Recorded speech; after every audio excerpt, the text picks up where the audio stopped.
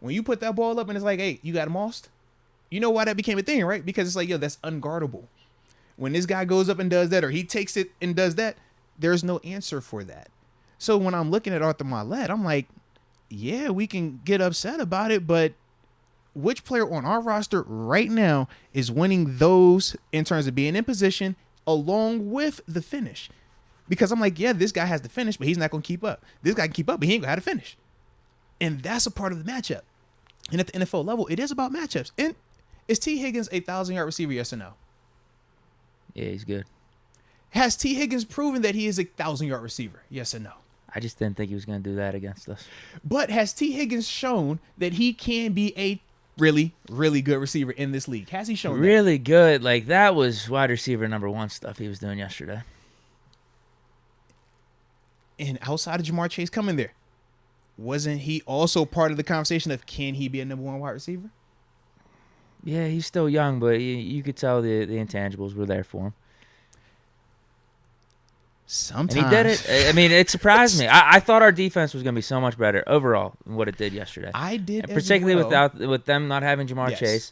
We usually do good when there's like one receiver you got to lock in on. And yesterday it was T. Higgins. But the problem we let him expose us. The problem was this.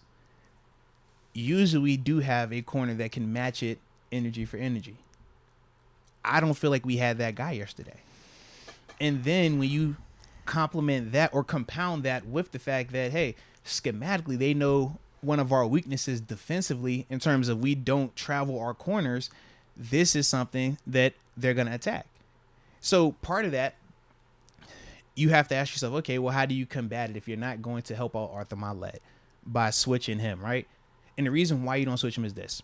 It just changes the rules of your defense. So when it's static, like how they were aligning in it with T. Higgins in the slot, it's easier because we can all do what?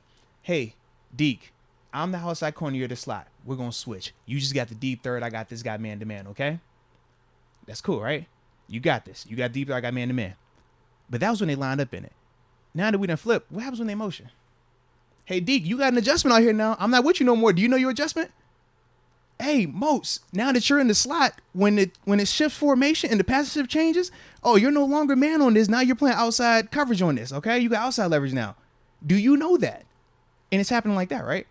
So when you're talking about why we won't switch those guys at times, it's because of that.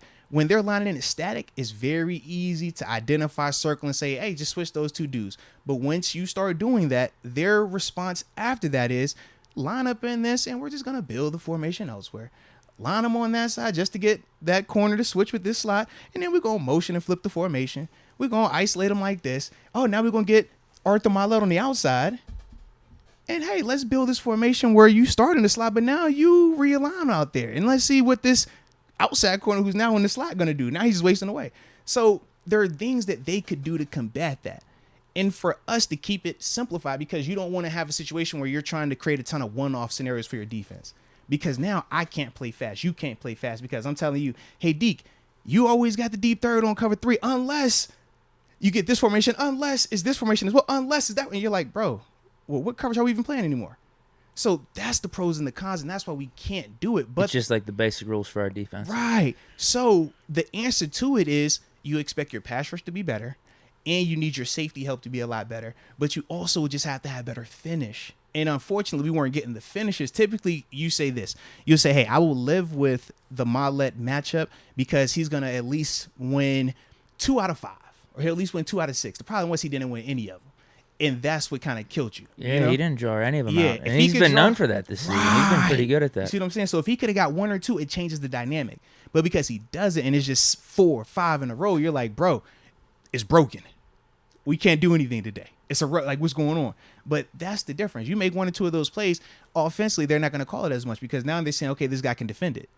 But until he could defend that, they were going to keep coming back to it and just do it different ways. And that's what we saw, unfortunately. So my one thought, though, as an adjustment, just based off the personnel that we had, you tell me one way or the other. Let's talk about it. Would just be throwing Cam Sutton on T. Higgins in the slot and then bringing in James Pierre instead of having Arthur Marlette outside. Well, it depends on how you feel about James Pierre. And that's something that it could have tried. Yeah, but that's literally my only thought. And then your next question would be how much better Cam Sutton would have done against T. Higgins you see what I'm saying? versus Arthur Marlette. I would assume he would have done better. At least yesterday. No, but like this, Cam Sutton would have done better. But now, okay, who's going to be the answer when they're trying to do something different receiver-wise on the outside? Do you feel comfortable with James Pierre? We will say yes for conversation. I think it would have been at least worth a shot yesterday. Right, but that's my thing. It's like we all have mixed feelings about James Pierre. The same way we had mixed feelings about Levi Wallace at times yesterday, right? Yeah, goddamn. Yeah, okay, and he had a turnover too, right? But it's still a mixed bag because what? It still is as consistent as we would like it to be. It's still not always a guaranteed win. He did that against the Bills. Got the pick against the Bills, but then was getting cooked every other play. So once again, when we say, okay, put Cam Sutton on the inside, all right, well, what does that mean with some of these outside situations then? Like, how confident are we that Levi's going to hold up? How confident are we that James Pierre is going to hold up? And that, once again, is what you're dealing with right now. Now, part of it, Akello, he's injured. He's not out there. William Jackson, he's not out there. So you don't have the guys that you necessarily would expect or hope could answer that. But that's when you have to make your adjustments. And that's when I say, okay, you either need to start heating it up so that way Burrow has to get rid of it faster. Couldn't get any pressure, dude. Right. It's terrible. But part of that was because of what they did schematically alignment-wise and moving Higgins to the slot because that was a faster win. You always press up, or majority of the time as a slot corner, you're going to press up because you got an off-ball linebacker, off-ball, or on-ball corner, and you don't want to run into these dudes. So you're getting press coverage. So now, if you get this guy's hands and you beat it off the line of scrimmage, that's a win right now. Or, how often do we like to blitz our slot corner? We like to Mike Hill in, Arthur Mallett, right? We say, hey, man, that's the blitzer, right? Yeah, we did a fair amount yesterday. So what do we do? So what do you do if you're Cincinnati? Okay, we're going to read this guy anyways. Receiver, Higgins, Boyd, I want you right here. Hayden Hurst, you right here on the slot, okay? If he runs and it's a blitz, well, hey, you're the hot receiver anyways. I'm getting you the ball. If he stays, he's pressed up. We like the matchup anyways.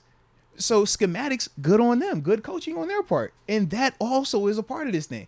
They know what we like to do strength and weakness-wise. The same way we know what they like to do strength and weakness-wise. That's why the division games are all or typically so tight because it's such familiarity between them. You play them twice a year and you repeat that every single year. It's not like, oh, we play this division once every 4 years or this is out of conference game. They don't really know us. We don't really know them. Like, nah, they going to know how to attack us the same way we going to know how to attack them.